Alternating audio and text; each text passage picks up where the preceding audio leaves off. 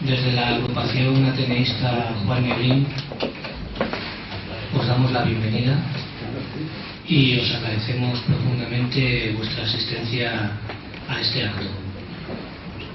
En esta tarde vamos a homenajear a un buen hombre, a un hombre bueno, a un excelente, magnífico poeta, a un poeta fiel, no solo consigo mismo, sino también y sobre todo con los demás.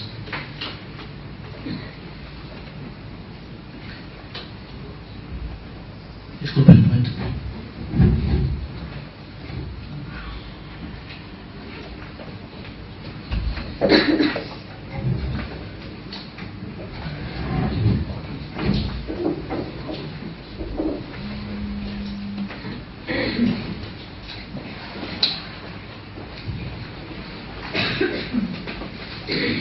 Como decía, sobre todo, fiel a los demás. Como él dijo en la poesía, es un arma cargada de futuro. Hago mías las faltas, siento en mí a cuanto sufre y canto respirando. Canto, canto y cantando, más allá de mis penas personales, me ensancho. Vamos a recordar la figura de Gabriel Celaya a través de un libro publicado por la editorial Atrapasueños y el PC del Partido Comunista de España, titulado La poesía es un arma cargada de Celaya. Se editó el año pasado para conmemorar el centenario del nacimiento de este buen poeta, nacido el 18 de marzo de 1911 en Hernani, en Guipúzcoa. Y bueno, como habéis podido ver a la entrada, tenemos un puesto con los libros que luego, pues, a uno de vosotros os apetece comprar, echarle un vistazo, pues ahí lo tenéis.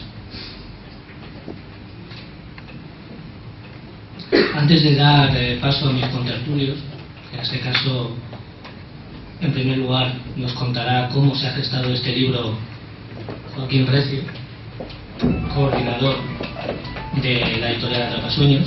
Más tarde nos hablará un poquito de la figura de Celaya Felipe Alcaraz, miembro de la Comisión de Cultura Federal del Partido Comunista de España.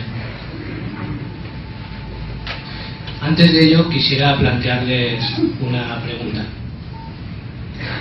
Una pregunta que a lo mejor muchos de ustedes quizás la contestarían rápidamente, sobre todo teniendo en cuenta en el acto en el que nos encontramos. ¿Es la poesía una profesión? ¿La podemos catalogar como una profesión? Sabemos que los poetas no tenemos convenio colectivo que nos ampare y tampoco tenemos un horario laboral. Pero alguien, creo que dijo, no recuerdo quién, pero alguien dijo que las musas o la inspiración son muy buenas, pero es mejor que nos pillen trabajando.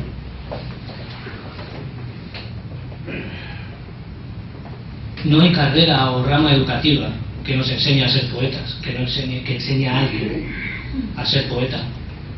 Pero no creo que el ser poeta solamente nos venga por una inspiración divina, simple y llanamente, o porque unas personas tengan más capacidad que otras, sino que es y debe ser un proceso de aprendizaje.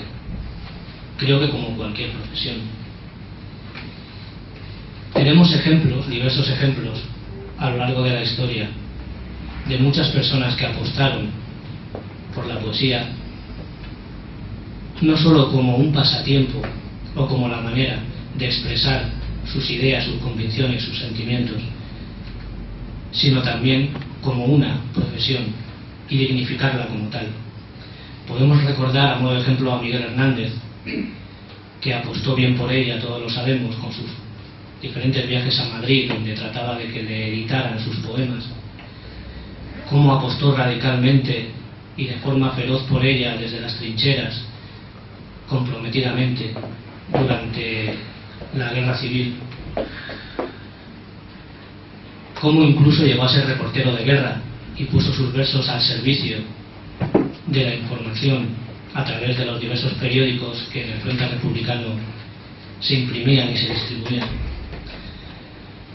Podemos también hablar de Pablo Neruda, que efectivamente fue cónsul de su país en Extremo Oriente, incluso llegó a ser embajador. Pero él, hablando sus memorias, contaba que cuando hizo esa obra magnífica, esa obra colosal que es Canto General, una obra que contiene más de 15.000 versos, decía que incluso él trató de hacer un ejercicio al escribir esa obra, y en un tiempo en el que, recordemos, fue perseguido en su propio país, mediados y finales de los años 40, por el gobierno del presidente González Videla. Decía que él trabajaba incluso hasta 8 horas diarias. Era como simple y llanamente un horario de trabajo. Incluso decía que solía escribir encima de una piedra, escondido donde podía esconderse, en diferentes casas, en diferentes lugares de Chile, y cruzando los Andes, como al final lo consiguió.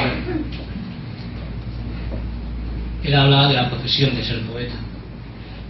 Pero hablamos de la profesión de ser poeta en un sentido pleno,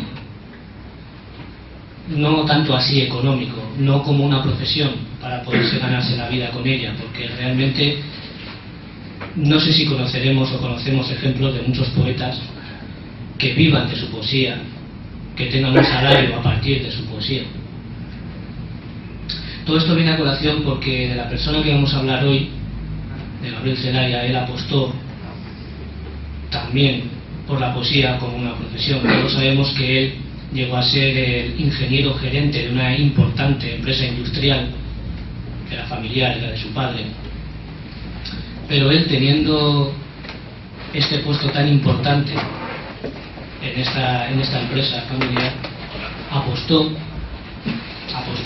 a mediados de los 40, tras conocer a Amarichu Gastón, su compañera, por inaugurar una colección de poesía. Se llamaría la colección de poesía Norte. Había una pequeña oficina en la parte vieja de Donostiarra, en San Sebastián, y a partir de ahí utilizó la poesía como herramienta, como servicio al ser humano.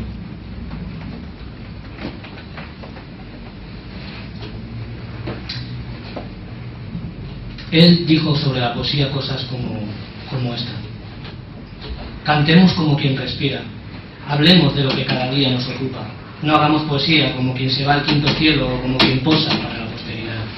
La poesía no puede ser intemporal, o como suele decirse un poco alegremente, eterna. Hay que apostar a la hora o nunca. La poesía no es un fin en sí. La poesía es un instrumento, entre otros, para transformar el mundo. No busca una posteridad de admiradores, busca un porvenir en el que, consumada, dejará de ser lo que hoy es. Nada de lo que es humano debe quedar fuera de nuestra obra. En el poema debe haber barro, con perdón de los poetas poetísimos.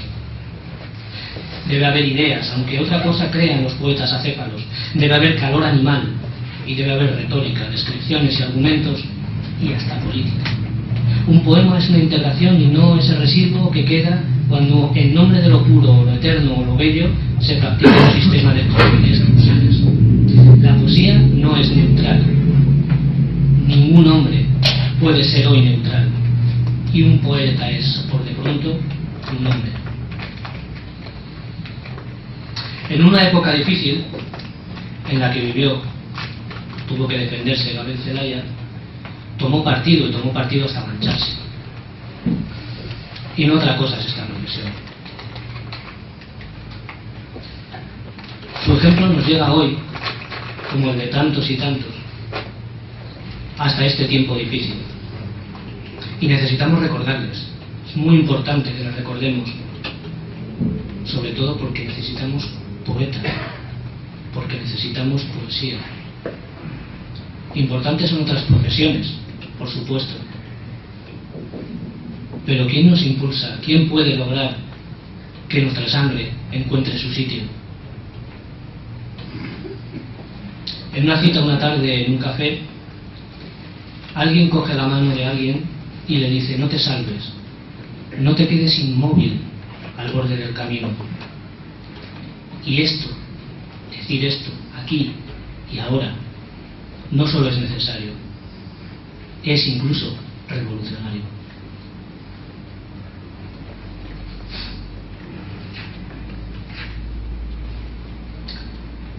Ahora paso a darle la palabra a Joaquín Recio, coordinador de la editorial Atrapasueños.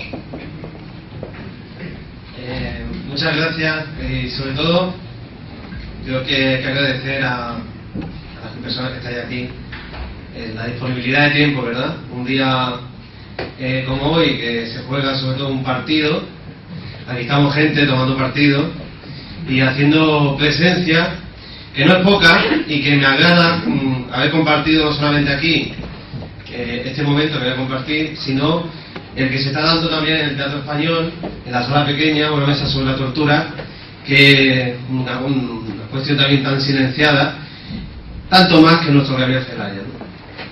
Parece ser que estamos volviendo de la oscuridad, estamos intentando rescatar aquello que nos ilumina o nos iluminó en otro tiempo, y Celaya es parte de esa luz que nos hace ver el camino por donde hay que avanzar. La actualidad de Celaya es indudable, tanto como que es indudable que tenemos ganas de sacarlo a la calle. La Comisión de Cultura del Partido Comunista de España se dirigió a nuestra editorial, una sencilla y cooperativa pequeñita que trabaja en esto de la edición, a veces con más acierto, a veces con menos, y sobre todo trabajamos con la ilusión de poder transmitir aquello que es necesario en el momento actual. Nuestras reflexiones sobre la actualidad está parte de nuestro catálogo, nuestras ganas de decir cosas y de denunciar cosas están en ese catálogo también, pero teníamos mucha ilusión en un proyecto como este que venimos a presentar esta tarde. Ya estuvimos en San Fernando de Henares, en la fiesta del Partido Comunista, la segunda edición que se hace en ese pueblo madrileño, presentando con pompa y boato, es decir, con cantidad de personas de las mismas que estáis aquí esta tarde. Por eso yo creo que hay que agradecer que estemos otra vez repitiendo, porque yo creo que nos creemos que esto es necesario.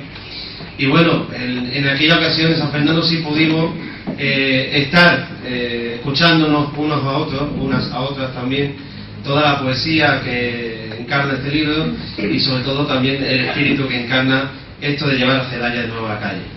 Desde San Fernando hasta hoy hemos considerado oportuno llevar el libro hasta donde pudiéramos. Felipe lleva unos cuantos kilómetros a su espalda, os invito a que os suméis, y claro, llevamos tantos kilómetros en nuestra espalda sencillamente por una cuestión. Si Miguel Hernández, si el año pasado soplaban vientos del pueblo, este año hacía falta provocar un huracán. La sencillez de la argumentación clama. Es decir, el año pasado Miguel Hernández fue homenajeado por el Ministerio de Cultura y por todos los estamentos públicos, y Celaya ha caído en el olvido más absoluto. Era necesario este trabajo de agitación, y de hecho lo estamos haciendo, y os animamos a que sigamos haciéndolo, porque Celaya no muere en su centenario, ni tantos otros buenos poetas y poetisas que tiene el Estado español. ¿Qué deciros de la gira esta que estamos haciendo, que hemos llamado Huracán? Pues deciros mucho. Estuvimos en Donostia hace escasamente una semana, tuvimos un salón lleno de gente, con personas como Bernardo Achaga apoyando, gente maja que hace poesía en su intimidad, que recita en su sala de estar, es decir, gente auténtica que es la que demuestra que las cosas están vivas y se puede seguir haciendo. Y bueno, eso fue un subidón no solamente para la gente que organizaba, de la gente del Partido Comunista de Euskadi y de la Fundación de Investigación Marxista, sino yo creo que fue un momento muy emotivo para muchísima gente que se encontraba en Donostia presenciando un homenaje en toda regla a un poeta olvidado por el poder, como no podía ser menos, ¿verdad? Pero aquí estamos para reivindicar la historia que es suya y que es nuestra, y en esa gira de Huracán Celaya seguimos. Hemos estado pues en pueblos pequeños, en Conil de la Frontera en Cádiz, en Manilva en Málaga, hemos estado en Córdoba inaugurando además un espacio social nuevo, 200 personas. Felipe y yo no somos Clark Gable ni nada por el estilo, pero sencillamente creo que estamos olvidando los pequeños pasos que hay que dar en todo momento, que es que hay que salir sin ningún tipo de duda a la calle y a la calle. El libro, como podéis ver, si lo tenéis ya en vuestras manos, tiene una contraportada que creo que lo dice todo. Esta obra pictórica, este cuadro de grandes dimensiones, es un cuadro de Vázquez de Solá, y aquí podéis ver la inmensidad de Celaya, esa redondez, esa forma generosa de hablar de su vida, de su pasado, ¿verdad? Sobre todo cuando recuerda cómo era su familia.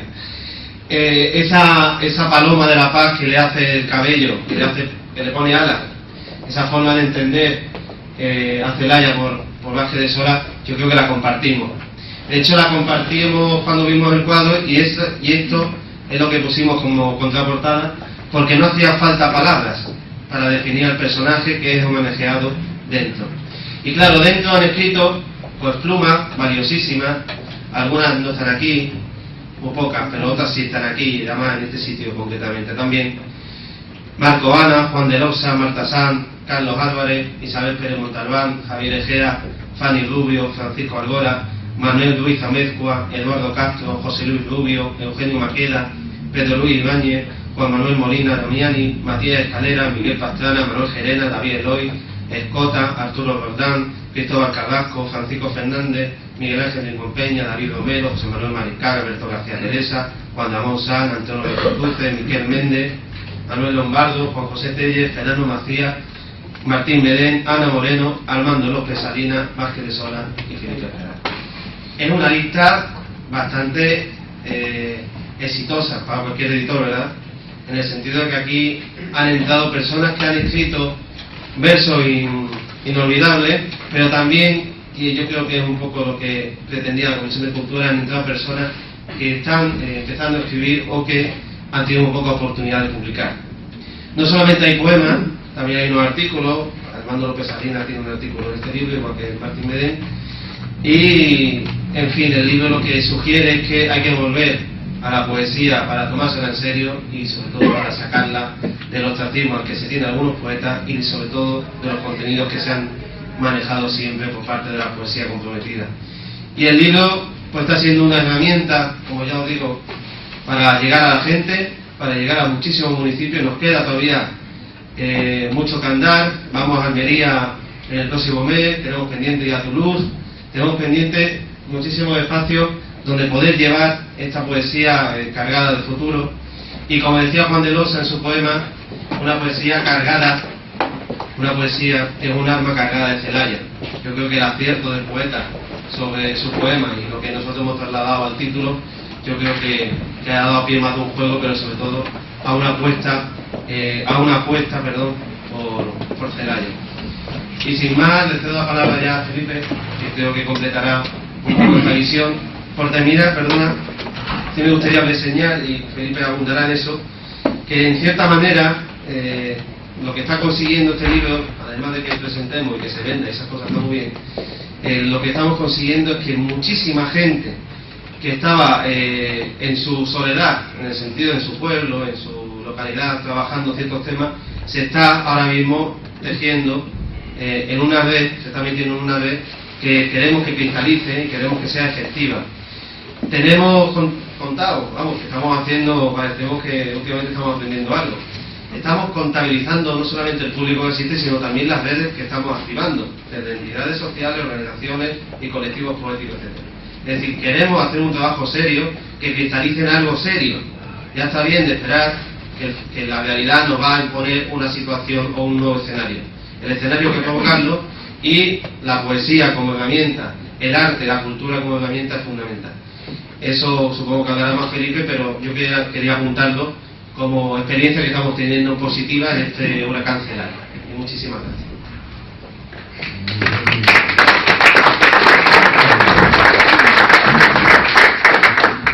Bueno, querida compañera, queridos compañeros, para mí es un honor estar aquí esta tarde en un sitio donde se respira la República, la pasada y la porvenir. Una República que tiene cada vez más un tren hegemónico fuerte, y hay que comprobarlo no solo en las encuestas. Yo el otro día me llevé una alegría al ver la posibilidad de calcular la capacidad de hegemonía de la República con las palabras y la afiliación de José Bono aquí al Ateneo y la conversión que tuvo de pronto al republicanismo. Eso quiere decir que hay una presión ideológica, intelectual, cultural fuerte, que incluso gente como Bono pues empieza un poco a respetar la bandera de la República.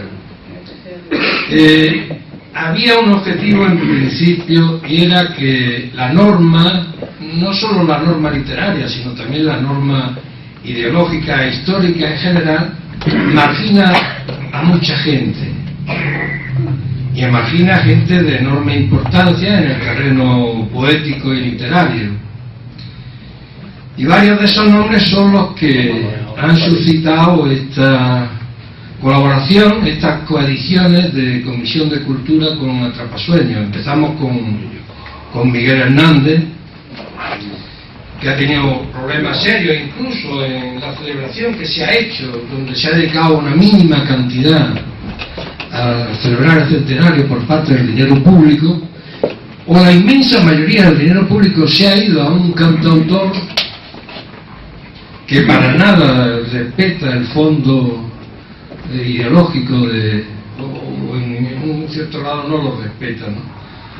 Pero en fin, en ese mismo punto de búsqueda de gente que podía experimentar, que podía sufrir una especie de segunda muerte, la primera biológica y la segunda por olvido, por tergiversación, por tachadura, por reinterpretación, pues estaba también Celaya. Y Celaya incluso de manera más notoria. Hace poco El País publicó una serie de antologías de poetas conocidos, importantes, y no iba Celaya, no apareció Celaya, para nada. ¿Y cómo se puede entender la poesía del siglo XX, de la segunda mitad del siglo XX, fundamentalmente sin Gabriel Celaya? Es imposible entenderla. ¿Por qué se amputan? ¿Por qué se quitan del medio? Son respetabilidades, son normas, son censuras, son consecuencias de esta posmodernidad que estamos viviendo, y son facturas que se le pasan a gente que escribió versos tan directos y tan directamente políticos como Miguel o como Gabriel. Un Gabriel que tuvo un proceso, no se trata de limitar su complejidad. De los tres, de Rafael Mújica, de Juan del Zeta y de Gabriel Celaya. Son tres, otra vez, la Santísima Trinidad. Pero efectivamente es un proceso ideológico, como se dio sin que lo hayan reconocido mucho en Miguel Hernández hasta que se apuntó a las filas del marxismo en el 36 al final, pero se dio también en Gabriel Celaya. Gabriel lee el artículo de Armando, Los Pesalinas, pierde la guerra y realmente lo saca de la cárcel su suegro, y a partir de ahí él cree que tiene que casarse con su novia, y a partir de ahí él cree que tiene que ser respetable, aunque tenía dudas muy fuertes desde el principio. Y es la primera aduana que él pasa rompiendo su gran angustia, que tenía datos concretos por delante, ¿no?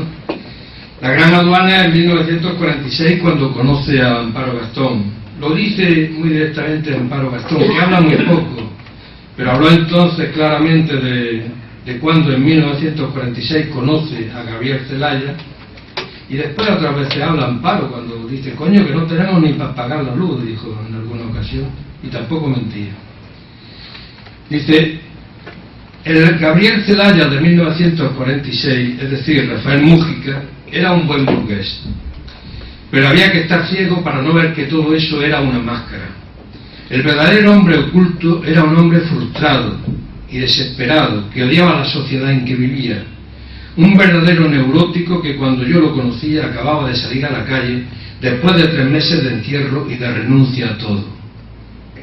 Aduana de 1946, en 1947 lo visita el pajarito, Jorge Semprún, y en esa perspectiva apunta Celaya hasta el final, ¿no? Hasta el final, y como siempre de forma valiente, sabiendo hablar como pensaba y rompiendo la norma, sabiendo hablar directamente y con esa espontaneidad de la que él presumía, y sabiendo a veces también hacer lo que hizo o lo que escribió sobre el Iste de Antonio Machado: si mi pluma valiera tu pistola de capitán, contento moriría.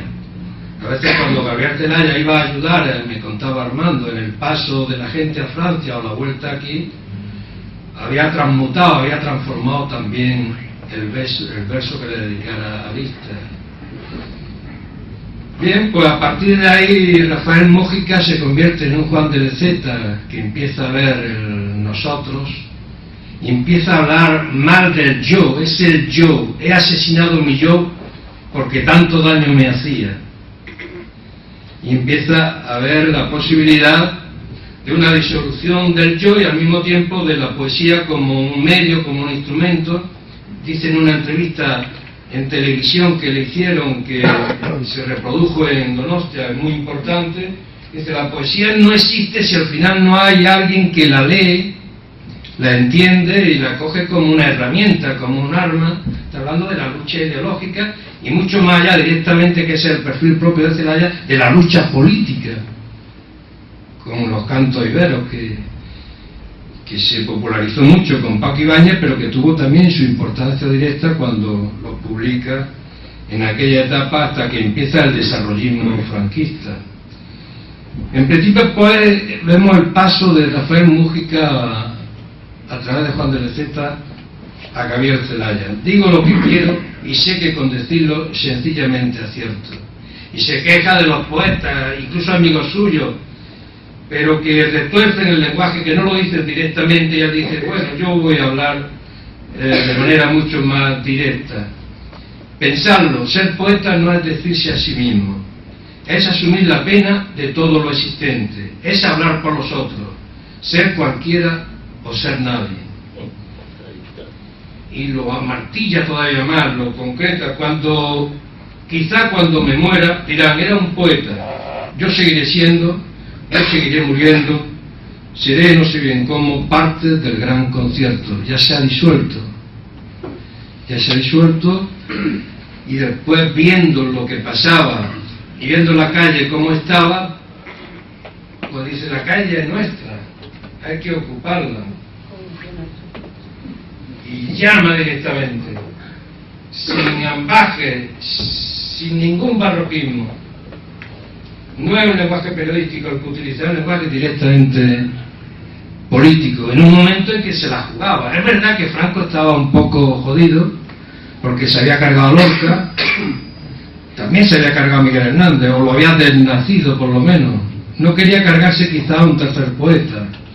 Es cuando dijo aquello que recogió Carlos Álvarez en su presentación en la fiesta de San Fernando, aquello que dijo Franco: a los poetas no hay que hacerles ni caso, porque si le haces caso hay que fusilarlos a todos.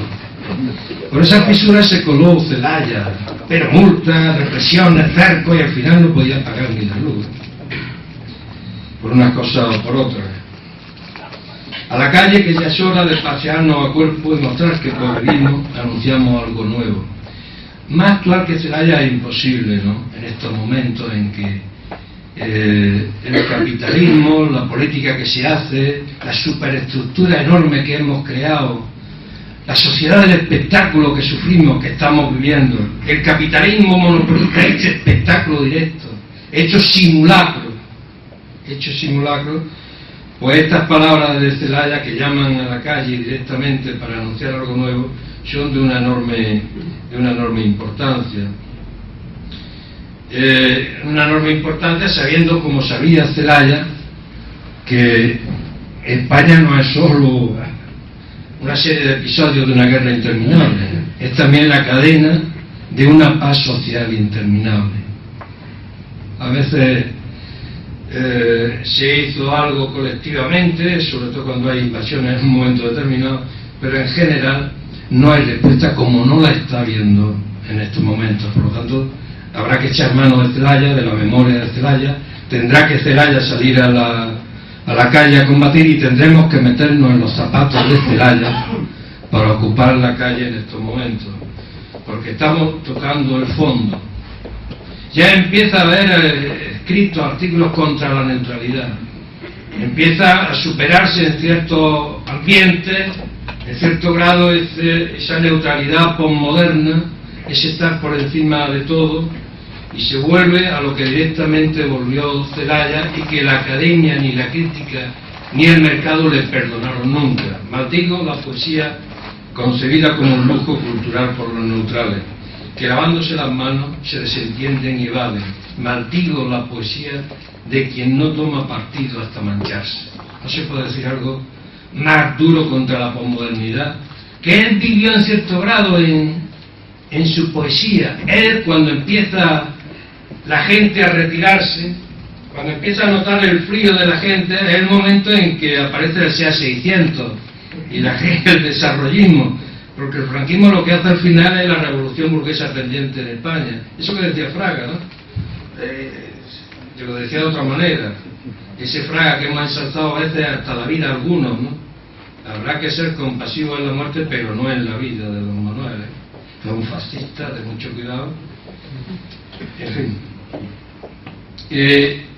Y él lo nota al final, Celaya, porque entra ese primer ajuste del capitalismo en España, de la acumulación fuerte que consigue por fin la revolución burguesa. El segundo ajuste lo hace Felipe González y el tercero lo hace Zapatero.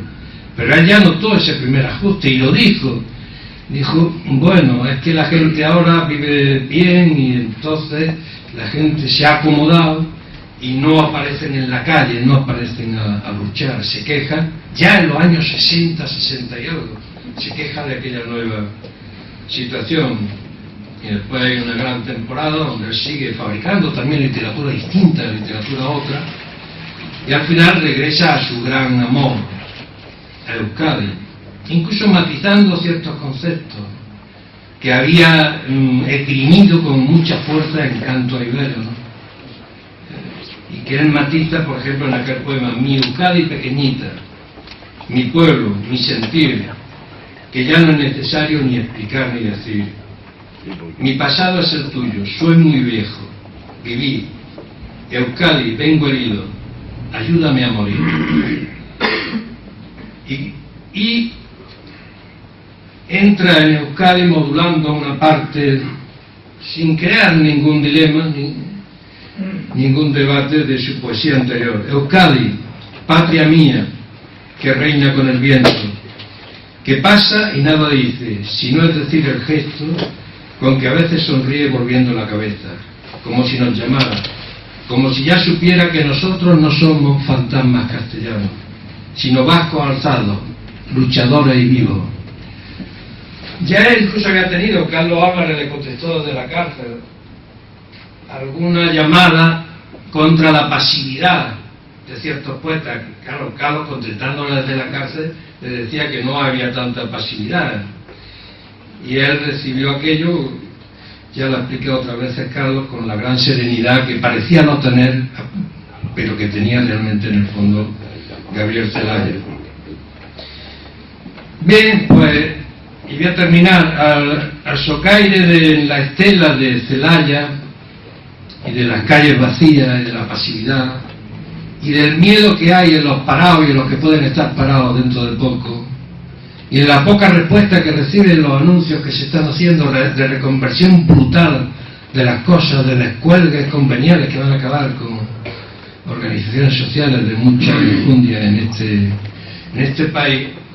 Vamos a intentar lanzar, si tenemos fuerza, no aquello que se hizo en el 37 del Congreso de Intelectuales Antifascistas, todavía no, a lo mejor dentro de un año hay que hacerlo, sino en principio una especie de congreso o jornada de intelectuales anticapitalistas, o como se quiera decir. Yo no estoy asegurando ningún término, porque tiene que ser una convocatoria abierta, totalmente abierta, no convocada por ningún partido, por ninguna formación.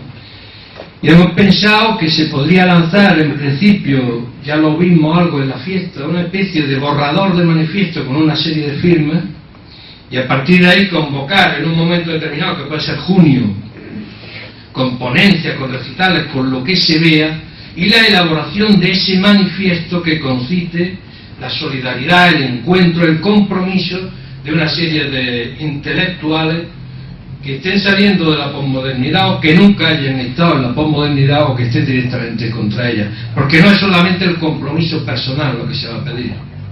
El compromiso de tú luchas, pero después haz la literatura que te parezca. No, se van a pedir más compromiso, se va a elaborar, se va a teorizar con respecto a un compromiso más complejo. El compromiso personal del escritor o escritora, claro, pero también el compromiso de su literatura, de la necesidad de entrar en la batalla ideológica. Y no estoy hablando en absoluto ni de poesía, ni de literatura social, mucho menos panfletaria. Estoy hablando de una literatura otra que tiene su propio contenido, sus propias especificaciones. Pero un tercer compromiso también muy importante, el compromiso de una forma dialéctica de leer toda literatura. Esa cosa que es la mentira de la verdad, esa mentira enorme que es la literatura, que no puede eludir la verdad. Lo que dijo Marx sobre Balzac. Balzac era legitimista, totalmente integrado en el sistema de clase dominante en aquel momento, pero Marx llegó a decir: he aprendido más economía y cómo funciona la sociedad en honorato de Balzac que en todos los economistas de la época. Esta verdad de la mentira literaria no puede evitar la literatura, aunque escriba un derechista las relaciones sociales reales. Es también el tercer compromiso al que hay que aludir. Y no se trata de inventar muchas cosas. Hay gente ya que ha estado en toda esta batalla, o sea que no hablamos solamente de que en plan adánico vamos a empezar de nuevo. Estamos hablando de Brecht, claro, de Bertolt Brecht, de Pasolini, de Miguel Hernández, de Alberti, de Cernuda, de Lorca, de Blas de Otero, de Ángel González, de Rizzo, de Gimbe, de Masao.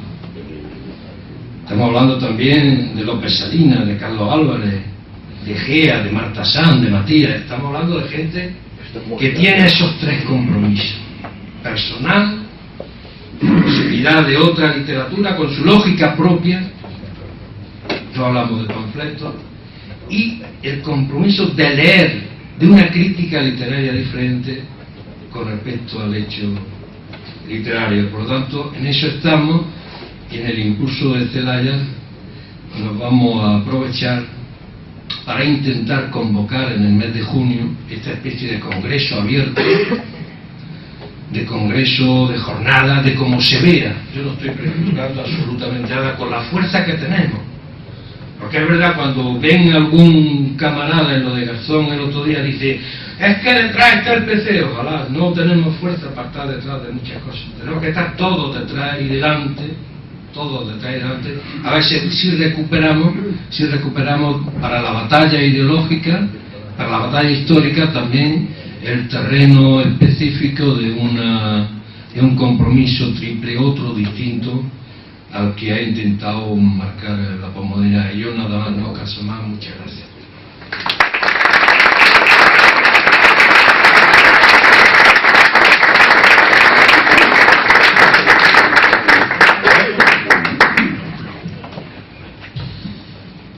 Bueno, ahora vamos a dar paso, si no lo hemos hecho ya, a la poesía. Nos va a recitar unos cuantos poemas de Gabriel Celaya Carmen Magorrán Ayerra, poeta que ya se dirige hacia la tribuna. Hola, buenas tardes. La selección que hemos traído para esta tarde también podría ser otra, pero creo que sí que recoge diferentes etapas, diferentes momentos de la vida y de los poemas también muy dispares de Gabriel Celaya. Y el primero se llama Biografía. No cojas la cuchara con la mano izquierda, no pongas los codos en la mesa, dobla bien la servilleta. Eso para empezar. Extraiga la raíz cuadrada de 3313. ¿Dónde está Tangánica? ¿Qué año nació Cervantes? Le pondré un 0 en conducta si habla con su compañero. Eso para seguir. ¿Le parece a usted correcto que un ingeniero haga versos? La cultura es un adorno y el negocio es el negocio. Si sigues con esa chica, te cerraremos las puertas. Eso para vivir. no seas tan loco, sé educado, sé correcto, no bebas, no fumes, no tosas, no respires. Ay, sí, no respirar, dar el no a todos los nos y descansar, morir.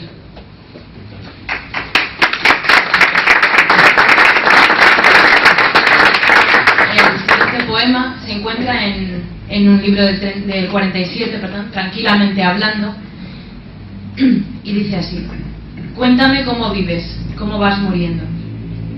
Cuéntame cómo vives, dime sencillamente cómo pasan tus días, tus lentísimos odios, tus pólvoras alegres y las confusas olas que te llevan perdido en la cambiante espuma de un blancor imprevisto. Cuéntame cómo vives, ven a mí, cara a cara, dime tus mentiras, las mías son peores, tus resentimientos, yo también los padezco, y ese estúpido orgullo, puedo comprenderte. Cuéntame cómo mueres, nada tuyo es secreto, la náusea del vacío o el placer es lo mismo, la locura imprevista de algún instante vivo, la esperanza que ahonda tercamente el vacío. Cuéntame cómo mueres, cómo renuncias, sabio, cómo frívolo brillas de puro fugitivo, cómo acabas en nada y me enseñas, es claro, a quedarme tranquilo. El siguiente poema, aunque es anterior, lo tituló en euskera Gernikako Arbola, el árbol de Guernica, porque Gabriel Zelaya estuvo en Guernica escasamente un mes antes del brutal bombardeo. Era en la primavera del año 37 cuando llegué a Guernica. Allí se fabricaban boquillas de careta antigás. Yo debía, servicio de inspección, ver qué diablos pasaba o qué no funcionaba. Allí, en Guernica, estaban las fuerzas guipuzcoanas nuevas y yo debía, servicio de instrucción, enseñarles la humana protección que es posible cuando con gas atacan. Todo me parecía remoto. Aunque cumplía lo debido, imposible era pensar que nadie lanzase tal ataque. El frente estaba lejos, brillaba el cielo indemne, y todo hay que decirlo, hacía mucho tiempo que no comía cordero, ni comía pan blanco, como allí, en retaguardia. Parecía tan fácil la paz, no se entendían la ira y la mentira. A veces visitaban nuestro árbol de Guernica y miraba el azul, un azul que duró todos aquellos días, un ancho azul tranquilo que nada parecía podría perturbar, marzo querido. Ay, ¿quién diría que a poco de marcharme zumbaría en el cielo, en ese mismo cielo que parecía indemne, limpio de mancha y leve, el horror de una muerte mecánica y salvaje? Ay, ¿quién diría? Dilo tú si puedes, Gernikako Arbola, dilo con tu raíz, tus ramas y tus niños, dilo si eso es posible, di con la libertad de los vascos antiguos, con el temblor de fronda que cubre el país entero, y dice lo que somos, diciendo lo que fuimos. Ay, si es posible, dilo.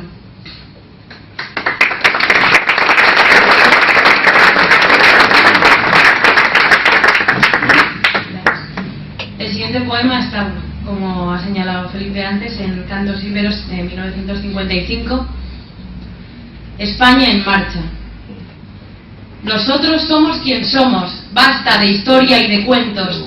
Allá los muertos, que entierren como Dios manda a sus muertos. Ni vivimos del pasado, ni damos cuerda al recuerdo. Somos turbia y fresca un agua que atropella sus comienzos. Somos el ser que se crece, somos un río derecho, somos el golpe temible de un corazón no resuelto. Somos bárbaros, sencillos, somos a muerte lo entero que aún nunca logró mostrarse puro, entero y verdadero. De cuanto fue nos nutrimos, transformándonos crecemos, y así somos quienes somos, golpe a golpe y muerto a muerto. A la calle, que ya es hora de pasearnos a cuerpo y mostrar que pues vivimos, anunciamos algo nuevo. No reniego de mi origen, pero digo que seremos mucho más que lo sabido, los factores de un comienzo. Españoles con futuro y españoles que por serlo, aunque encarnan lo pasado, no pueden darlo por bueno. Recuerdo nuestros errores con mala hazaña y buen viento. Ira y luz, padre de España, vuelvo a arrancarte del sueño. Vuelvo a decirte quién eres, vuelvo a pensarte, suspenso. Vuelvo a luchar como importa y a empezar por lo que empiezo. No quiero justificarte como haría un leguleyo. Quisiera ser un poeta y escribir tu primer verso. España mía, combate que atormentas mis adentros, para salvarme y salvarte, con amor te deletreo.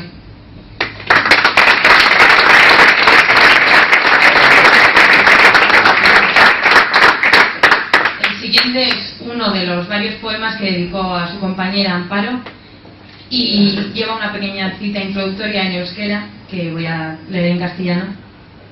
Tan dulces son tus ojos que los míos son tuyos y los tuyos míos. Amparichu. Ser poeta no es vivir a toda sombra, intimista. Ser poeta es encontrar en otros la propia vida. No encerrarse, darse a todos, ser sin ser melancolía, y ser también mar y viento, memoria de las desdichas, y eso que fui y he olvidado, aunque sin duda sabía. Cuanto menos pienso en mí, más se me ensancha la vida. Soy un pájaro en el bosque y Amparichu si me mira.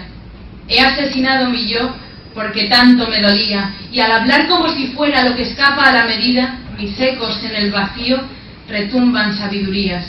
Con todo me identifico y respiro por la herida, y digo que mis poemas son un vivir otras vidas y un recrecerme en lo vasco de Amparichu y su delicia. Cuanto más me meto en mí, más me duelen las esquinas. Cuanto más abro las alas, bien de dolor, bien de dicha, más descubro unas distancias que voladas pacifican. Cuando lean estos versos, no piensen en quien los firma, sino en mi Euskadi y mi Amparo, y en un pasado que aún vibra, y en cómo tiemblan las ramas cuando las mueve la brisa.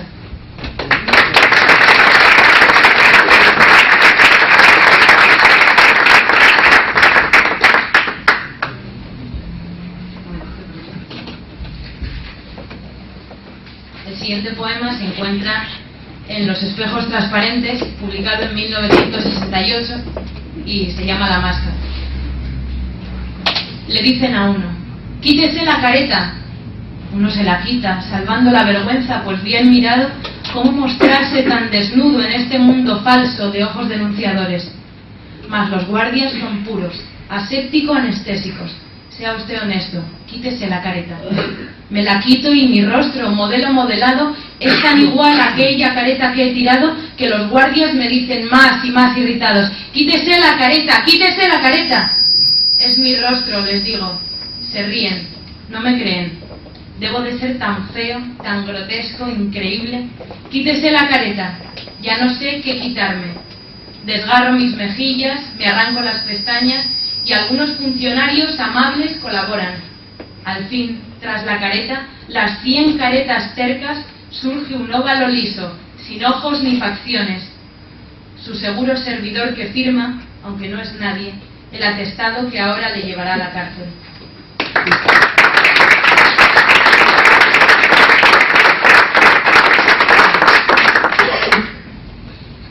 Y el último poema se encuentra en Paz y Concierto, del año 1953, y se titula Pasa y sigue. Es un poco más largo que los anteriores, pero creo que también refleja muy bien la poesía y qué quería hacer con ella Gabriel Celaya. Pasa y sigue.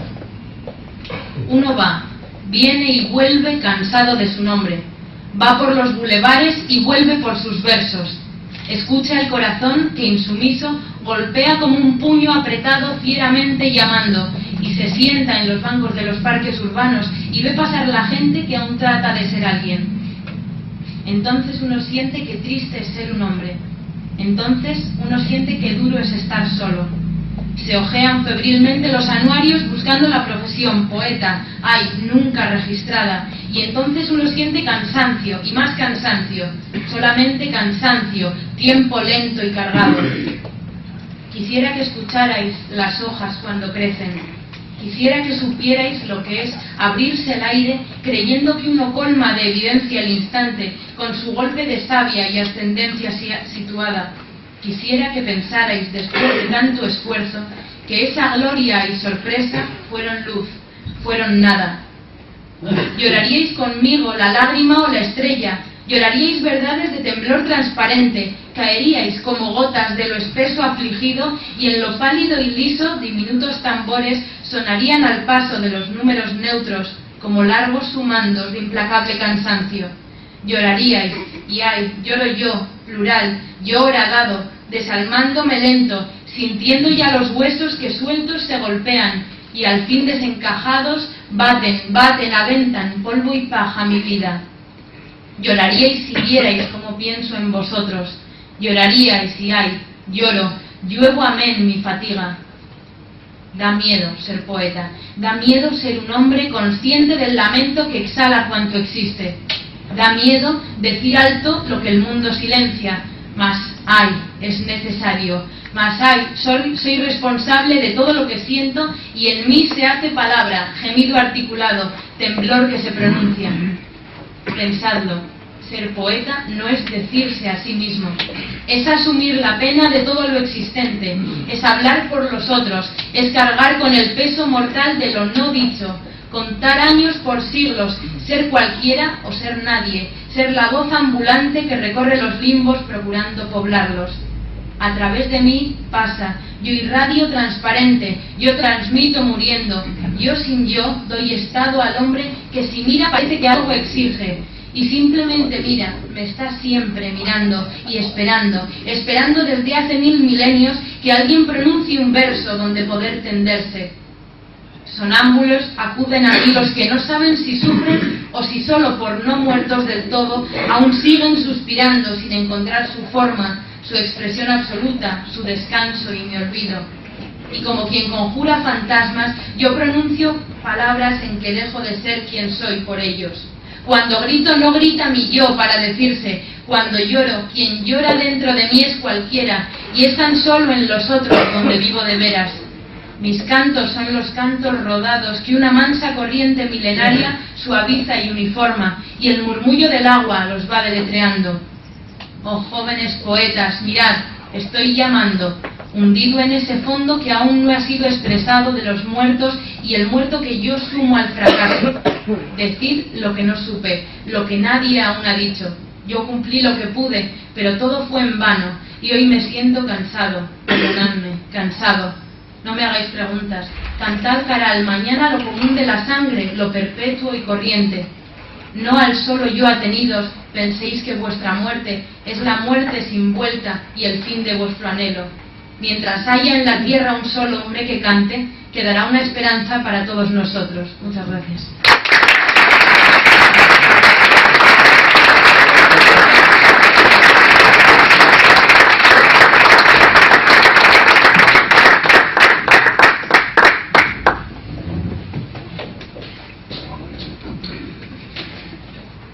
Ahora vamos a pasar a la parte del acto donde tendremos la ocasión de escuchar a diversos intervinientes que han participado en el libro, que están de una manera o de otra en el libro, que o bien nos dedicarán una palabra, hablarán de Gabriel Celaya o recitarán su poema. Algunos saben que van a salir, otras personas que están aquí serán invitadas a que salgan, sin un compromiso. Y vamos, en primer lugar, con la poesía de Arturo Roldán. Va a ser recitada por Joaquín Recio. Esto no estaba en el guión porque ya hablaba antes, pero aquí amigo Arturo Roldán, estaría bien que te levantaras para que te conocieran, Arturo. Date la vuelta, Arturo.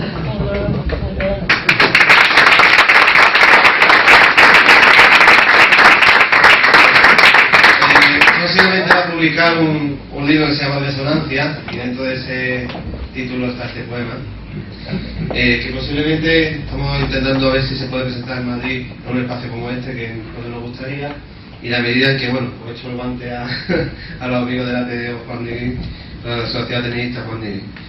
Bien, T16. ¿Quién eres tú que empuña con tanta impudicia el lapicero para hacerme daño?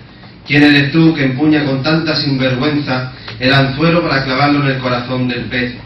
¿Quién sos vos que empuña con fuerza diabólica el escalpelo para romper el entretejido neuronal formando un caldo gris, opaco, putrefacto.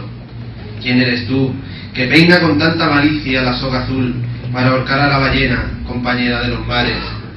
¿Quién eres tú, que bate con tanta indulgencia la sopa de letras para matar el cuerpo que pasa y se pierde? ¿Acaso eres la muerte? ¿Eres esa banalidad fría que iguala las vidas? ¿Tanto trasiego para tan poca cosa? ¿Para los triunfadores cuyo éxito es la gloria banal del reluciente oro? ¿Para los perdedores cuya vida buena los aparca en la orilla del vado? ¿Para aquellos que se creen lo que son? ¿Para los que se toman en serio? ¿Para aquellos que avanzando una fortuna creen que te derrotan? ¿Para los normópatas encallecidos, los que gozan del poder concedido? ¿Para los poderosos cuyo brillo los colocan en lugar de las estrellas? ¿Para aquellos que te ignoran, rezando a los dioses un porvenir que no existe? Dime, ¿quién eres tú, que con tanta insistencia rompes el corazón de la tarde, que avanza hacia la nostalgia mostrando el tiempo ido, ese que no se recupera, ignorando la mirada del lince bursátil, negando el zarpazo de muerte del burócrata carroñero, empeños torcidos de ser dioses fugitivos, empeños vanos? La muerte tiene talante democrático.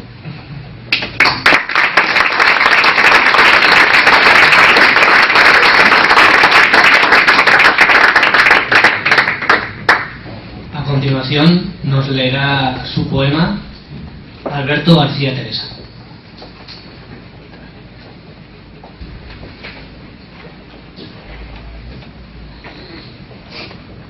Bueno, muchas gracias a todas y a todos por estar aquí.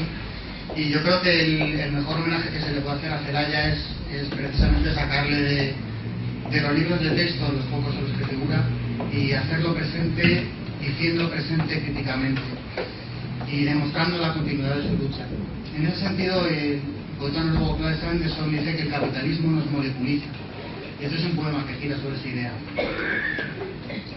La clave está en desintegrar todo, desmembrar los cuerpos, aislarlos, inoculando la convicción de células autónomas, sin erosión ni lados. La clave está en seccionar nuestros músculos, ennoblecer la soberbia del solitario, desprestigiar la actividad del hormiguero, convencernos de que cada rueda debe horadar su surco, derrochando voluntad, tiempo, esfuerzo, sin construir un sendero compartido. Es el mejor método para fosilizar las columnas de hielo que sostienen esta amputación de dedos. Somos nubes que buscan luz y no sabemos que formamos juntas el cielo. Muchas gracias.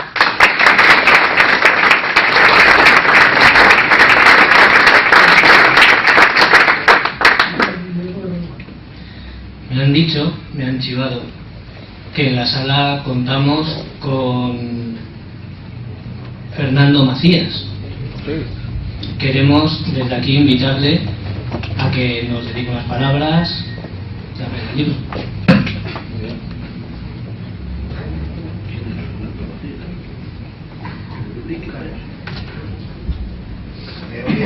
Para mí es un placer a todos y a todas.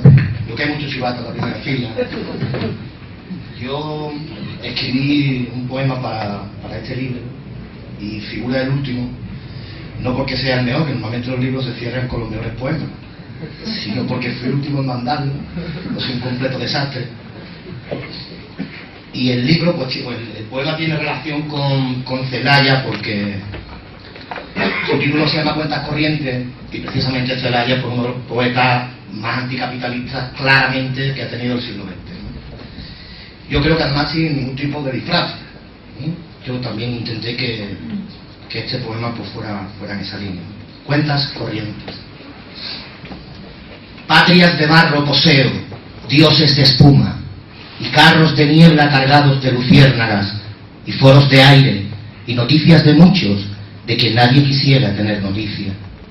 Panteras de nieve poseo, lagartos de agua, y azules mariposas que construyen nidos, y nidos de nada, y barrios desnudos, y playas desiertas plagadas de huellas.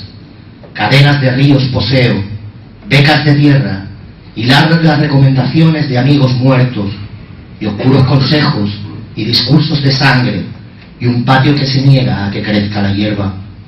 Bosques de ceniza poseo que se incendian cuando quieren los árboles sembrar la carne, y fuego de nieve y hectáreas de ciénagas donde habitan los caimanes de la inocencia.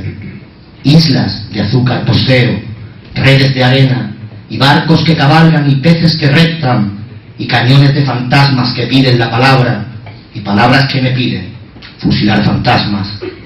Clubes de monstruos poseo, sociedades de grietas, jardines sin bancos porque bancos vacíos y callejas cerradas que convierten sus casas en teatros de fuego que incineran orquestas. Banderas de barro poseo, emblemas con que burlar a la muerte que espera. Muchas gracias.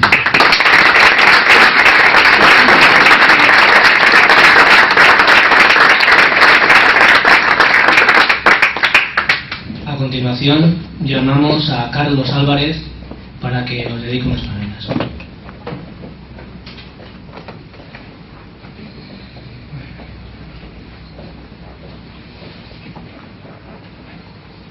Buenas tardes. La Asociación Colegial de Escritores acaba de publicar un número monográfico dedicado a Gabriel Celaya. Como suponía que iba a ser invitado a decir aquí algunas palabras, voy por Felipe Alcaraz, además que me ha citado repetidamente, cosa que le agradezco mucho. Voy a leer me traje mi intervención porque es muy breve, que no es un estudio ni un comentario sobre la poesía, sino simplemente un saludo a Gabriel Celaya, que voy a leer no solo en homenaje a él, sino también al público y concretamente a un hombre del público que estaría aquí, un republicano que al final cantaría la Internacional con su mujer si él no hubiera muerto la semana pasada, mi hermano Fernando. Y perdonen ustedes que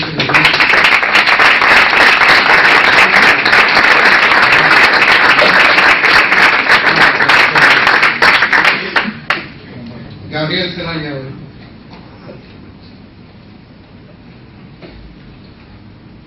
Que ante la injusticia lo equilibrado es exaltarse, lo afirmé en estas mismas páginas en el número 70 de mayo de 2001. Perdón, mira.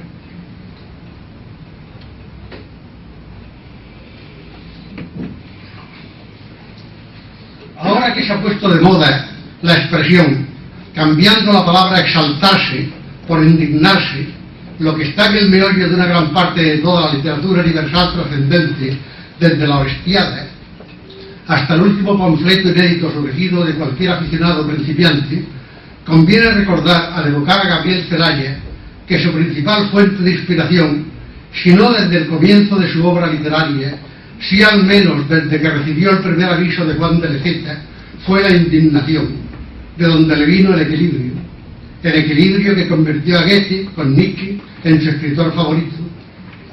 Podemos afirmar que Gabriel Celaya vivió desde entonces en un estado de equilibrada y continua indignación, estimulada por la lucidez. De haber podido conocerle, no cabe la menor duda de que don Marcelino Menéndez Pelayo, el que definió a España como martillo de herejes y luz de Trento, lo habría incluido en su historia de los heterodoxos españoles. Silenciado y prohibido durante años, ahora que ha cumplido su primer siglo de supervivencia en el recuerdo de los amantes de la poesía con mayúscula, después de que hiciera ya años que dejara de molestar escribiendo, e incluso de vivir, hasta se le ha podido hacer algún escaso homenaje a la Santísima Trinidad formada por quien fue uno en esencia, Rafael Gabriel Mújica, Celaya y Leceta, y trino en persona, Rafael Mújica, Juan de Leceta y Gabriel Celaya, el definitivo Mr. Hyde de esta historia desde la percepción de los bienpensantes. Pero no voy a hacer una vez más un comentario sobre la obra de Gabriel, ya que en este número es dedicado, habrá suficiente material de estudio sobre ella, y ya en otro momento he expresado mi abierta preferencia por los libros que le hicieron ingresar en la denigrada categoría de los poetas sociales, y más exactamente por Cantos y Veros, ahora que por fin se le reconoce como un creador de diferentes registros. Prefiero referirme a mi propio recuerdo de aquel entonces joven poeta, para quien él, como su hermano Blas de Otero, era el referente en quien aprender literatura y dignidad. Su sonrisa era tan ancha que parecía salirse del rostro y abarcar la cintura de la humanidad entera. Sus ojos, casi siempre velados por la emoción de una lágrima que no se decidía a aflorar, contraponían la limpia tristeza de la lúcida indignación. Una nariz sensual y ávida y las orejas atentas al clamor del mundo ampliaba el paisaje de su frente despejada. La síntesis parecía aproximarse a esa gigantesca cara de niño asombrado que, a diferencia de Peter Pan, creció demasiado pronto. Ese era el Gabriel que, cuando terminaba la tertulia de Ínsula, con Amparichu, Zamorano, Pepe Esteban, Jaime Ballesteros, José Luis Gallego, algún otro y yo, integraba el grupo de amigos que recorríamos algunas de las tabernas cercanas, escuchando los áureos consejos del vino, que el vino a veces escala del sueño. Hablábamos de literatura en segundo plano. El primero lo ocupaba la política, más o menos relacionable con el criminalísimo y la manera de hacer algo contra él. Y como ya entonces la Puerta del Sol de Madrid estaba llena de indignados, aunque no se viera a simple vista, dialogábamos con ellos y con Chomsky cuando se acercaba por allí, lo que ocurría con frecuencia, tal vez atraído por la presencia de Gabriel, con quien el semiólogo tenía o tiene tantos puntos de contacto. Ambos, por ejemplo, al leer la noticia de lo ocurrido en Libia el año 2011, y especialmente con Gaddafi en octubre, tanto como al enterarse de que la reacción de Estados Unidos contra Palestina, al ser integrada esta en la UNESCO, había sido la que había sido, sin el menor disimulo, recordaban con nostalgia y elogio aquellos benditos tiempos en que se practicaba la hipocresía, gran virtud conseguida por la lucha del movimiento obrero, ya que tan denostada palabra obligaba a los poderosos a disimular y por ello a reducir en el tiempo y el espacio la magnitud de sus crímenes, ya que no es lo mismo, por ejemplo, tener que torturar en secreto en las calabozos de la Dirección General de Seguridad que poder crear y repetir un gran espectáculo con las hogueras de la Plaza Mayor quemando herejes, ni, como el presidente imperial, tener que fingir que se quiere la creación del Estado palestino mientras se trabaja en sentido contrario para que toda la tierra palestina sea un Estado transatlántico de Estados Unidos llamado Israel. Ese es el gran Gabriel que yo recuerdo y al que evoco, el gran indignado que además, y aunque tampoco eso carezca de importancia, era un gran poeta, de los que más influencia han ejercido sobre todos los que piensan que la poesía es un arma cargada de medallas. Muchas gracias.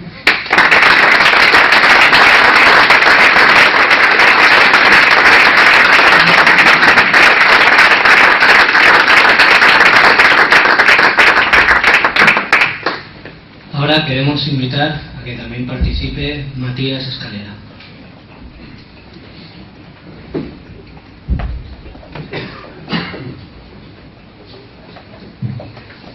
Buenas tardes, gracias por invitarme a participar en este acto de homenaje a Celaya. Gracias, Felipe, por invitarme a participar en el libro. Yo, chaval, el primer libro que me compré con 15 años, un poco raro, fueron los estatutos del Partido Socialista Obrero Español, redactado por su fundador, por Pablo Iglesias. Después, inmediatamente, en mi barrio quise entrar en la CNT de la construcción, pero como era un chaval y no era albañil, solo pude allí en Aluche participar en el ciclo hostil de una pequeña publicación que sacaba, ¿no? Después, en la facultad, intenté entrar en la Liga Comunista Revolucionaria, porque Trotsky, eso de la revolución constantemente me atraía. Pero no tuve suerte, no me dejaron participar en su reunión, en un encierro, y los compañeros del Partido Comunista de España sí lo hicieron. Entré con ellos y terminé militando varios años, como 10, en el Partido Comunista de España. Después estuve en el inicio de Izquierda Unida como idea. Me fui al extranjero, estuve 5 años. Al volver, esa idea no se había plasmado tal como la habíamos soñado, la habíamos pensado. Después empecé a trabajar con compañeros anarquistas, de nuevo, libertarios, de CNT, de CGT. partido, esto es, cuando se me llama a la unidad, soy el primero. Y considero que debemos recuperar, como en un libro dedicado a Fermín Sarguchea, un libertario gaditano de principios del siglo XX. Tengo un poema que se titula Antes de la fractura, que ha gustado mucho, precisamente porque llama, como llamo siempre que tengo oportunidad en todos los foros que participo, a recuperar. Yo creo que ya es hora, después de lo que ha pasado en el siglo XX y después de lo que está pasando, yo creo que es hora de recuperar la unidad de antes de la fractura entre socialistas, comunistas y anarquistas, en un proyecto nuevo y viejo al mismo tiempo, bajo una misma bandera que puede ser esta, para dar respuesta a la guerra de clases en la que estamos inmersos, en la que estamos perdiendo por goleada, y que creo que ha llegado el momento de recuperar esa unidad de antes de la fractura, con todo lo que hemos aprendido en este siglo XX y en lo que llevamos del siglo XXI. Pero ya está bien de que, como escribí en Diagonal en el último artículo que publiqué en Diagonal, que para estas últimas elecciones, cuando estoy trabajando con compañeros de izquierda anticapitalista, de CGT, del PC, de Unidad Cívica Republicana, se me pidan de pronto firmas para 4 listas. Si trabajamos juntos, si estamos juntos todo el tiempo, en el mismo proyecto y en los mismos proyectos, ¿cómo es posible que después, cuando nos presentamos y aceptamos la representación, cómo coño vamos en 25 listas? En fin, por eso firmé el manifiesto y la idea esta de junio. Creo que es un buen modo de que la gente que nos dedicamos al ámbito de la escritura empecemos a reflexionar, Felipe y todos, sobre estas cosas.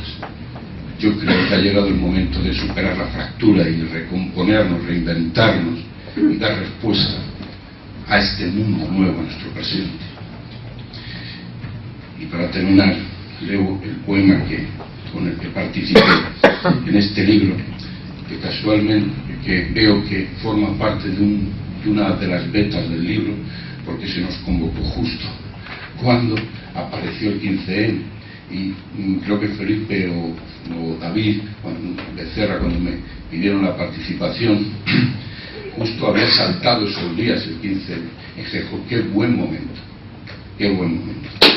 abriéndose paso contra el olvido, a Gabriel Zelaya, a la multitud de este mayo.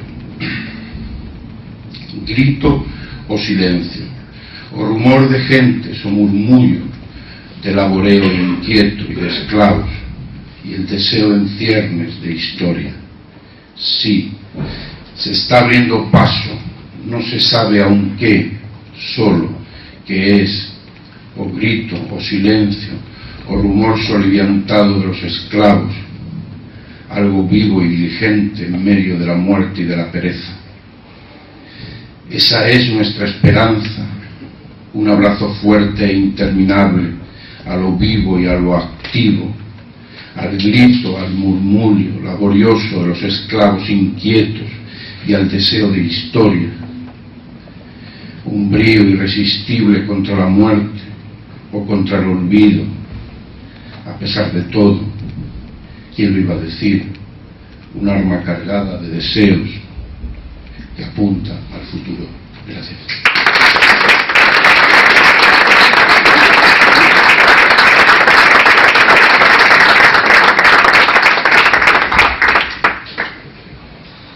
Queremos invitar, que está en la sala también, y si tiene a bien dedicarnos unas palabras, a Juan Ramón Sanz.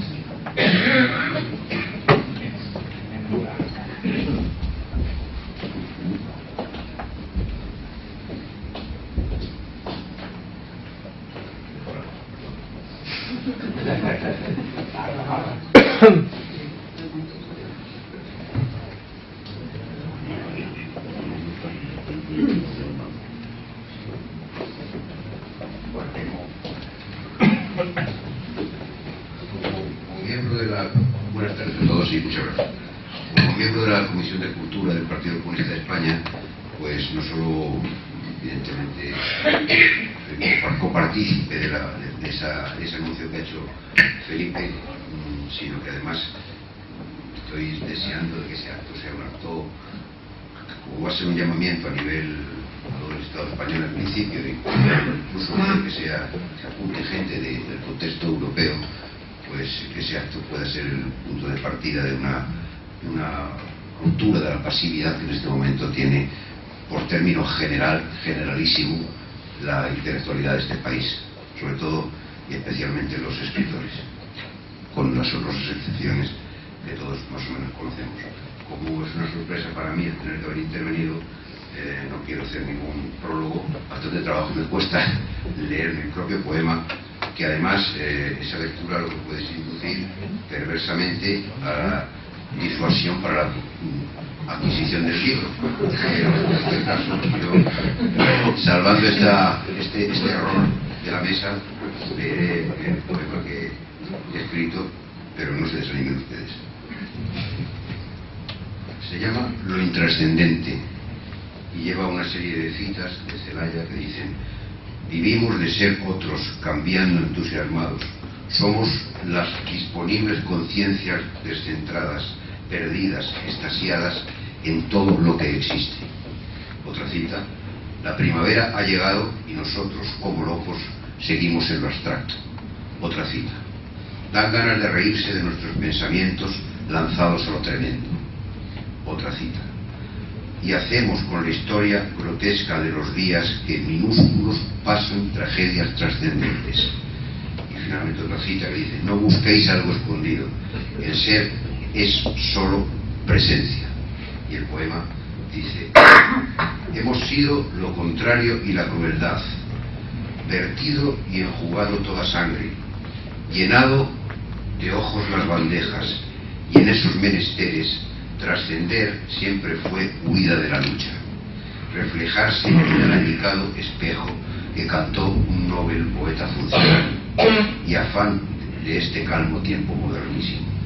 Los trascendentes indagan las causas que solo importan al que teme los años que transcurren, el tiempo del trueno hasta el relámpago, y consuman sus tareas de mercenario empollón en camino que termina siempre en fondas, mofados de los martillos y las hoces que se venden en violentas ciudades. Mientras bebemos del agua del grifo, perdemos la memoria de los que empujaron carretas y azadones. Los primates serán los que sigan descubriendo el fuego y el hacha metálica, más allá de los glosarios órficos y poetas. Muchas gracias.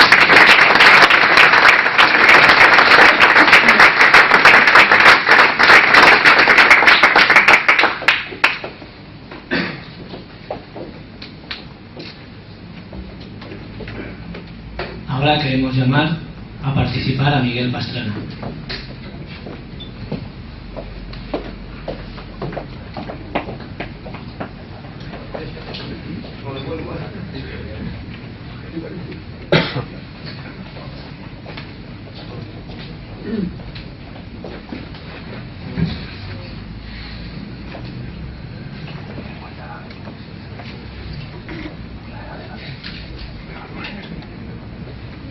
El ejemplar que tengo es el que lo puse en el expositor de la cena de hace unos días. El único lo tenía y dije, hay que ponerlo. Pero luego, como está dedicado más por otros poetas, dije, pero luego de vuelta, que no se lo queden. Bien, oye, viendo a Matías, yo sé que él no ha dicho eso, pero podría deducirse, si no, que Unidad Cívica por la República, una sigla, somos una asociación y jamás nos hemos presentado ni se nos pasa por la cabeza. De hecho, somos militantes, yo mismo soy militante del Partido Comunista y otros compañeros que son militantes de otros partidos, o no lo son, pero siempre una asociación. Con nosotros nunca vais a tener, nunca va a haber problema de presentar firmas. Bien, este poema está escrito hace 2 o 3 años, y antes de lo del 15M, con lo cual, bueno, eran tiempos más duros. No es que los de ahora sean especialmente bollantes, pero con todos los reparos que se puedan poner o unas comillas, pero bueno, algo se está moviendo y eso es evidente. Este poema es anterior y precisamente pues llamaba un poco a esto.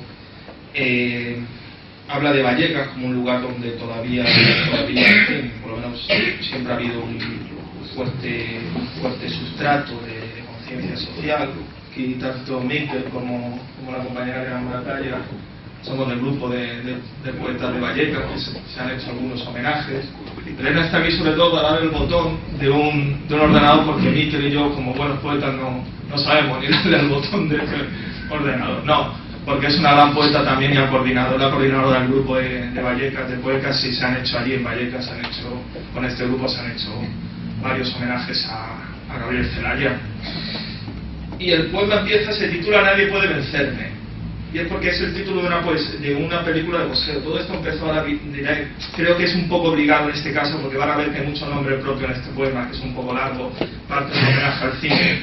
Partió de una película de boxeo relativamente menor, que se titula así, Nadie puede vencerme, y cuyo argumento es de un boxeador, lo interpreta Robert Ryan, un actor de esto de carácter, así de esto de cara de los años 40, que es un boxeador segundón, ya cercano a retirarse, y el típico capo, para promocionar a una joven promesa, le propone un tongo.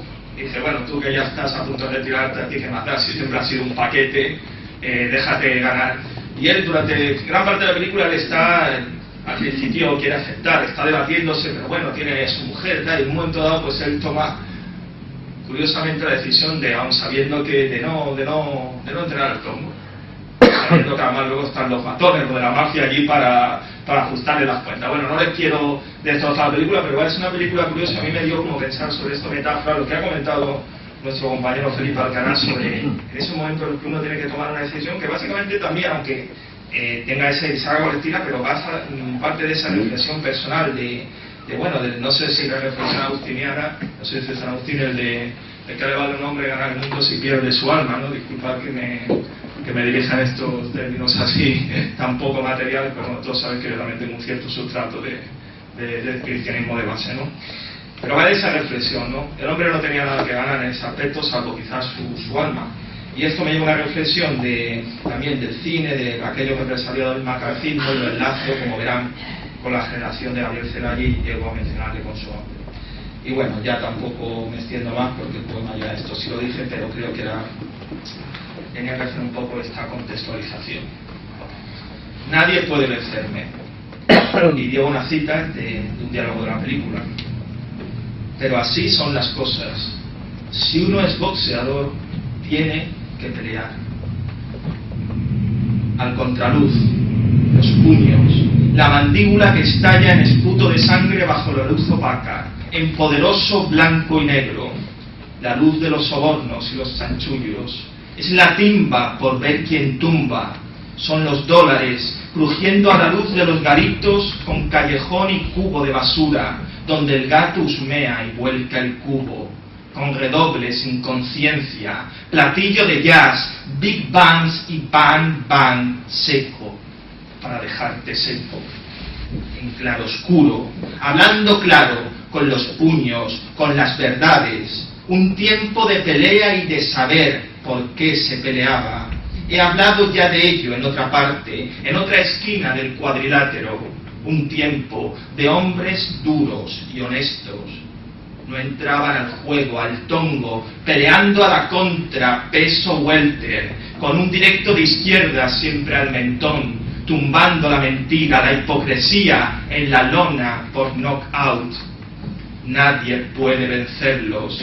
Bill Stoker Thompson en guardia, en nube su izquierda sobre el ring, bajo los focos, como tallados, esculpidos sus rostros en arcilla, duro barro con músculo y sudor, con sangre y cine negro, a puñetazos, indomables, Robert Ryan, John Garfield, cuerpo y alma entre junglas de asfalto, Sterling Hayden, cuando Johnny cogió su fusil para nunca, un torso, y Dalton Trumbo, Howard Fast, yo también soy Espartaco, Jules Dassin, Art Polonsky, Biberman, Dashiell Hammett, Will Guerre, Losey, la fuerza del destino y la sal de la tierra. un tiempo de valientes, un tiempo en blanco y negro, pero rojo el horizonte, hombres con sus blancas camisas de esparto, a pleno sol, a pecho con el viento solano o en gran sol. Era el corazón, sus frutos, eran hombres y mujeres conlatiendo, eran Gabriel Celaya y Blas de Otero, era Eugenio de Nora y era Jaume Sánchez con los hermanos Parondi. Eran muchos, perseguidos aquí por una dictadura y allí por una democracia, la democracia.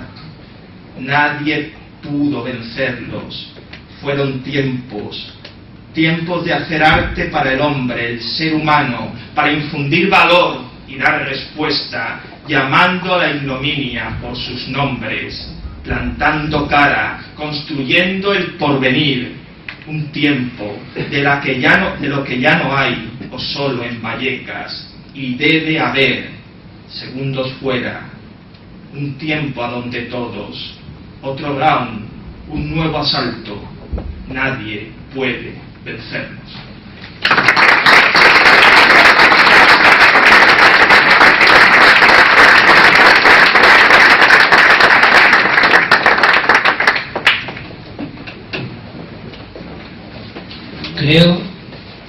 Creo que está en la sala.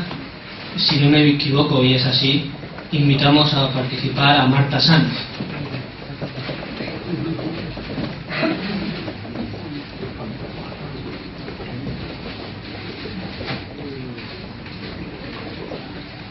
Hola, buenas noches. Yo ya me iba casi como estos señores. Quiero primero agradecerle, por supuesto, a Felipe que me haya invitado a participar en el libro, que me haya invitado a participar en este acto, que me cite en unas listas de nombres en los que me siento completamente sobredimensionada. Y nada, pues les diré que yo soy la orgullosa hija de Juan Ramón Sanz, Marta Sanz, y que es evidente que en casa hacemos juegos florales y cintas poéticas, como ustedes ahora van a comprobar. Hay versos que guardan en su cofre hipocampos purpúreos o excrementos de pollo, cosas que no existen. Tarros de almíbar y paños que taponan la costra o el flujo menstrual. Otros versos son cajas de herramientas, hembrilla, punta, alicate, maza contra el yunque, ritmo sólido del pan de centeno y de la fruta verde, recolección, olor a húmedo de las obras donde juegan los niños. Hay versos que sirven para llenar barrigas, para construir casas, para apagar la luz. Esos son para mí los versos de Gabriel Celaya.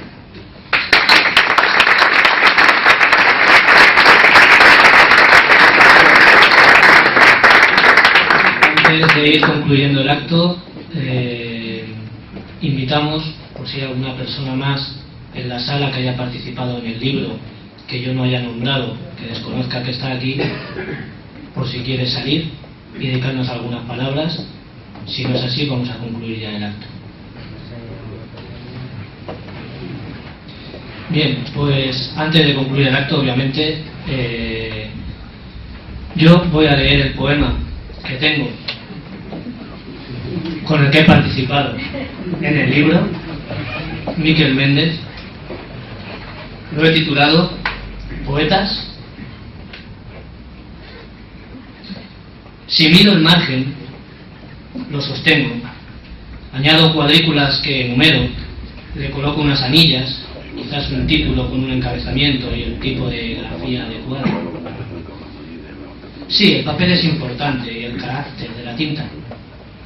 Mejor con un escritorio y por la noche, claro, los poetas nos sentimos cómodos en la noche. Y debemos hallar la palabra exacta, el verbo adecuado y lanzar por diccionarios y tomos que explican cómo acentuar un apéndice o la forma de rimar una llaga.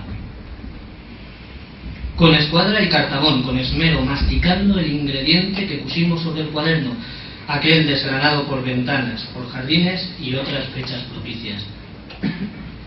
Debo asimismo repensar lo expresado, calibrar la extensión a la que aspiro, bucear en el modo y la costumbre, acudir a las mesas literarias cuando atardece y un sordo atril es pronunciado lentamente.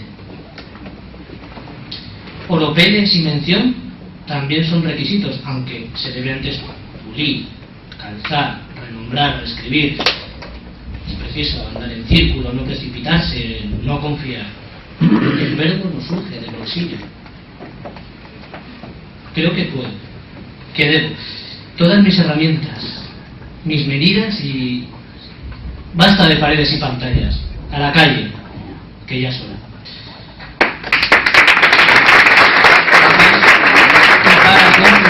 Para concluir, antes de que nos va a presentar esta mujer que ha esperado pacientemente durante todo el acto, que mencionaba antes Miguel Pastrana, que es Carmen Moratalla, coordinadora de poetas de Vallecas. ¿Perdón, he dicho? Elena. Perdón. Elena Moratalla.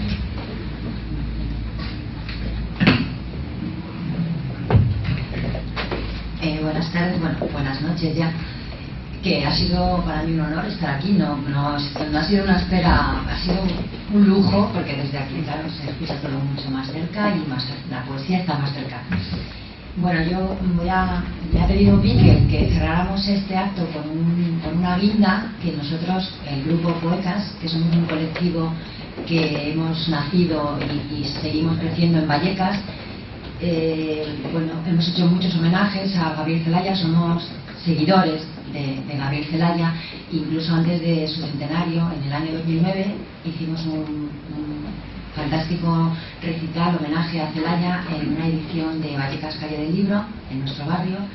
Y también este año pasado hemos hecho dos, hemos acercado, nuestro afán es acercar la poesía a la calle, a los barrios, y nos hemos acercado a la Universidad Carlos III de Getafe y también a un instituto público, Príncipe Felipe, donde también hemos hecho otro homenaje, y lo hemos cerrado pues con este montaje visual. Y nada más, muchas gracias, ha sido un placer.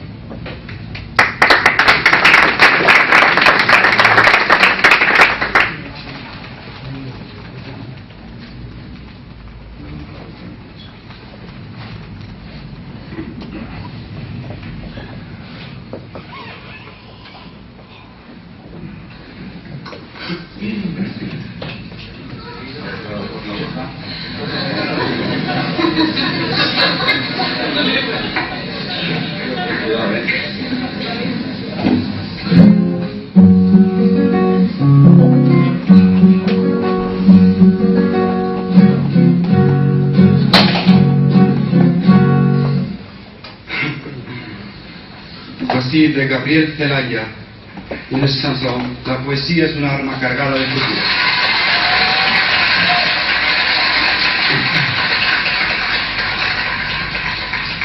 La poésie est une arme. Le futur. Voilà.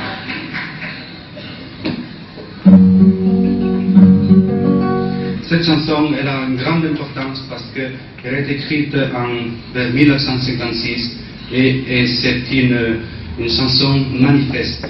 Ça veut dire que c'est un moment donné où il y a des poètes qui ont pris une position. Et derrière Celaya, il y avait Guaitizolo, il y a d'autres, il y a Ángel González, il y a d'autres poètes qui ont pris cette position. Ça veut dire qu'aujourd'hui, dans le temps que nous vivons, nous ne pouvons pas rester en dehors de la réalité, en dehors de tout ce qui nous empêche de vivre et de nous développer.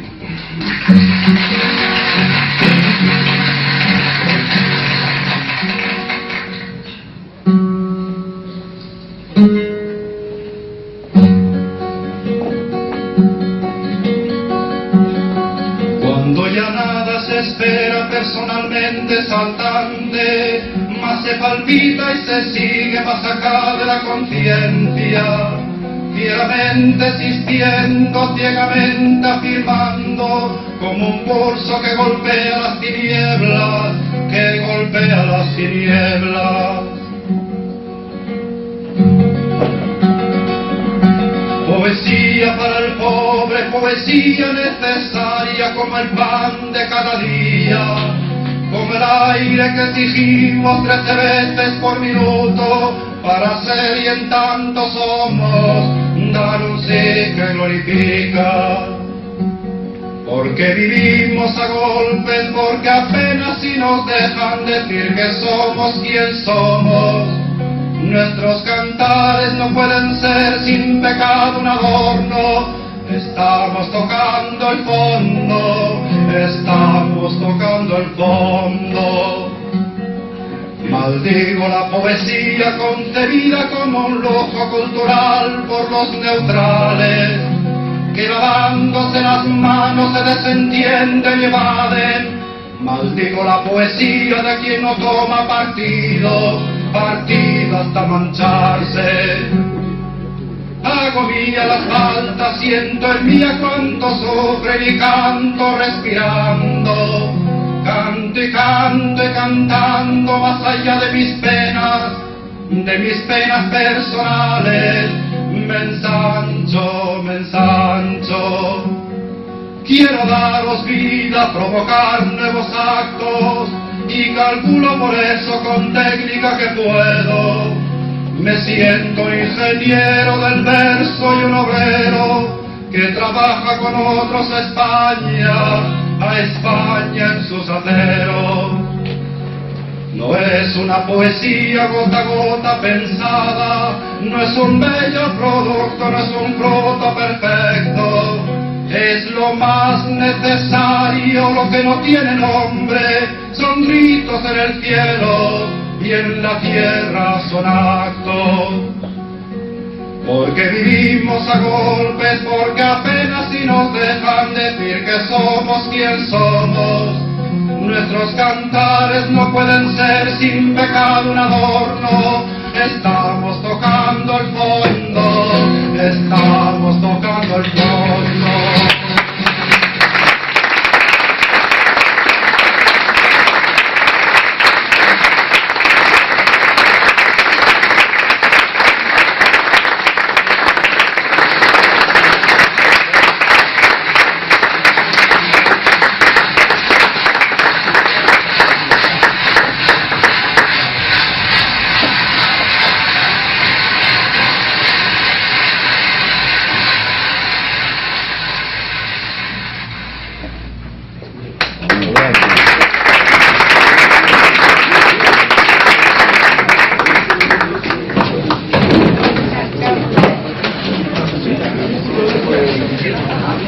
Era